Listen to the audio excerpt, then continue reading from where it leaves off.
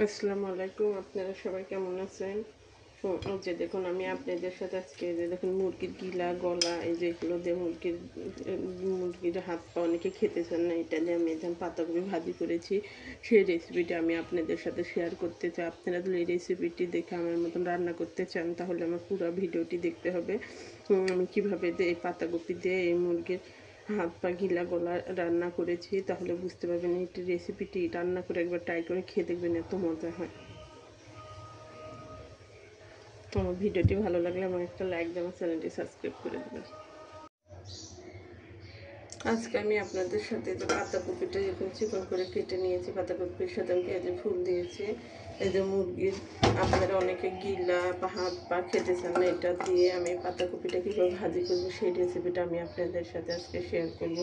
এর জন্য আমি চুলায় একটা প্যান বসিয়েছি, প্যানটা গরম হলে এখানে আমি তেল দিয়ে দেবো।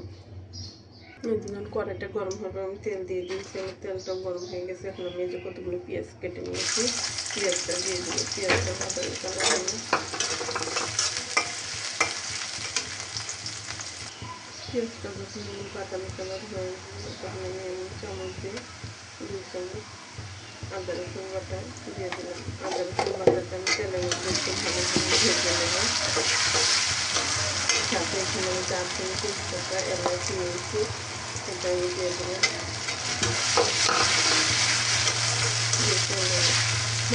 একটু মশলাটা যখন মশলাটা ভাজা হয়ে যাবে তখন আমি এখানে লবণটা আপনার স্বাদ মতন দেবেন। আমি এখানে 1 চামচ দিলাম, পরে আবার চেক করে দেখে নেব। সাথে এরকম 1 চামচ ধনিয়ার গুঁড়া দিয়ে দিলাম। এবং সাথে এখানে অল্প করে মরিচের গুঁড়া দিলাম। এখানে আমি কাঁচামরিচ অ্যাড করবো। এখানে আমি এরকম 1 চামচ হলুদের গুঁড়া দিয়ে দিলাম।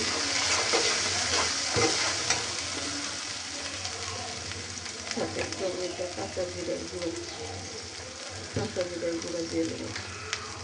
দিয়ে আমি এখানে একটু পানি দিয়ে মশলাটা কষিয়ে নেব। পানি দিয়েছি, এখন মশলাটা কষিয়ে নেব। যখন আমার মশলাটা যখন আমি কষানো হয়ে যাবে তখন আমি যে মাংসগুলো দিয়ে দেবো। দিয়ে আমি নেড়ে করে এটা আমি একটা ঢাকনা দিয়ে ঢেকে দেবো। এখানে আমি কোনো পানি দেবো না। একটু পর এসে নেড়ে দেবো আমি এটা। একটু পর এসে এই মাংসটা আমি নেড়ে দেবো। মাংসটা আমার কষানোতে সিদ্ধ হয়ে যাবে। মাংসটা কষানোর মানে তো পাতাকপিটা ধুয়ে পানি ঝরতে দিয়েছি, সে পাতাকপিটা দিয়ে দেবো। মাংসটা আমার পুরো কষানো হয়ে আসছে। আমি আপনাদের কতগুলো কাঁচামরিচ কেটে নিয়েছি, কাঁচামরিচ কাটানো দিয়ে দেবো। নেড়ে চেড়ে দেখুন আমার মাংসটা কষানো হয়ে গেছে। এখন আমি এখানে পাতাকপিগুলো দিয়ে দেবো।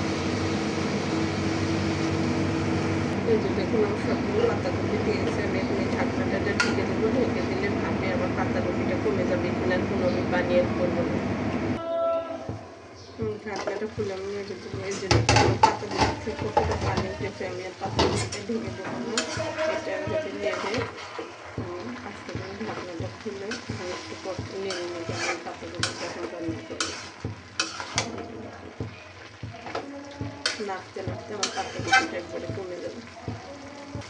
এই যে দেখুন সেই পানিটা উঠেছিল, আমার সেই পানিটা শুকিয়ে এসেছে পরে। এই জন্য এখন আমার এটা অনবরত নেড়ে নেড়ে করতে হবে, না হলে নিচে লেগে যাবে।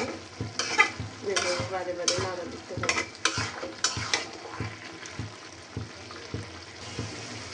নেড়ে নেড়ে আমার পাতাকপিটা একটু ভাজা ভাজা করে নিতে হবে। আমার পাতাকপিটা আজকে হবে। আমি এই যে দেখুন অনবরত পাতাকপিটা নাড়তেছি।